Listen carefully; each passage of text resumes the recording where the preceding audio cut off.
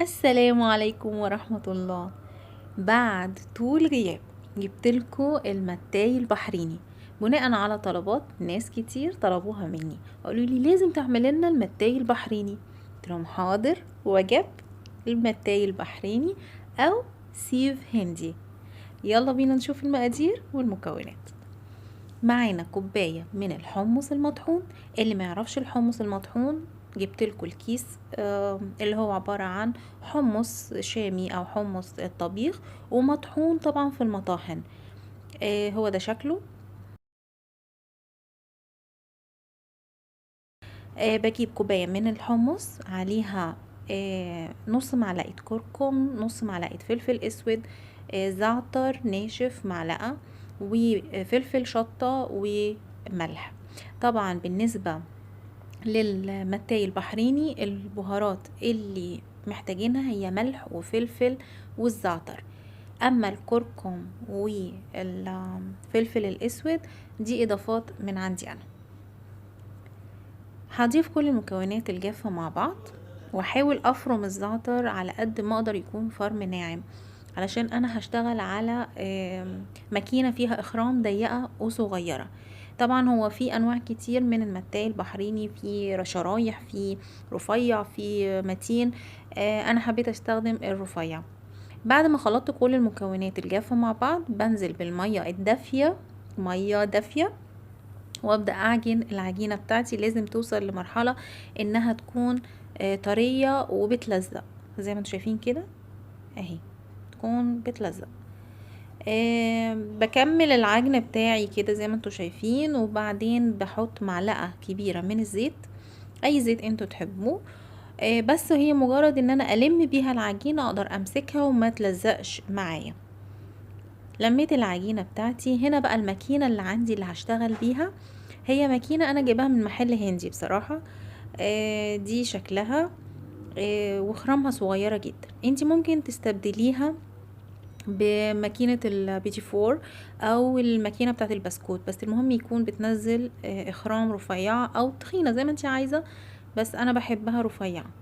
بدهن الماكينة بالزيت زي ما انتوا شايفين، وبنزل بالعجينة جوه الماكينة، بحطها جواها وبقفل الماكينة كويس جدا، وببدأ اشتغل بقى على الزيت.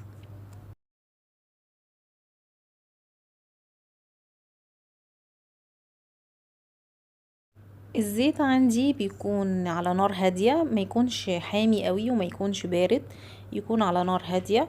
وبنزل بالشكل ده بشكل قرص، بشكل المشبك تقريبا. اللي تعرف ازاي تقلي المشبك هو تقريبا نفس الديزاين. وبعدين بسيب المكون ده في الزيت لغاية ما الاقي الفقاعات هديت خالص، ما بقاش فيه فقاقيع كتير في الزيت. معنى كده انه خلاص. بقلبها على الوش التاني واشوف برضو لغاية ما الفقاقيع برضو تنتهي زي ما انتوا شايفين كده. كده الفقاقيع بدأت خلاص تهدى، خلاص مفيش فقاقيع، انتهى الموضوع. بشيلها زي ما انتوا شايفين هي ناشفة جدا، ولونها زي ما انتوا شايفين كده لونها جميل قوي.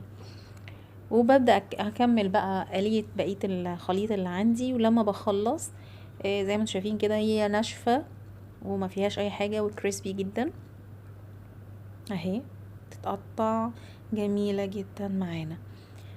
بحط المكونات دي كلها في طبق كبير، وبايدي اضغط عليها او احاول ان انا اكسرها كده بصوابعي لغايه ما تتكسر وتبقى حبيبات صغيره زي ما انتوا شايفين كده شكلها. وفعلا مش عايزه اقول لكم ريحتها جميله قوي.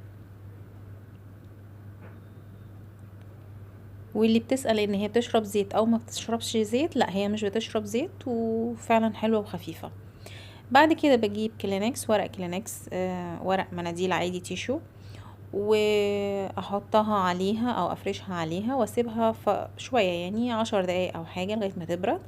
وبعد ما تبرد بالهنا والشفا ممكن تستخدميها بقى في طبق سلطه، ممكن تاكليها كده زي المحمصات وبراحتك. وفي وصفات كتير ليها للي بيحبوا المتاي البحريني. وبهنا اكون خلصت الفيديو بتاعنا. لو حبيتوا الفيديو سووا لايك وشير واشتراك في القناة ليصلكم كل جديد بإذن الله.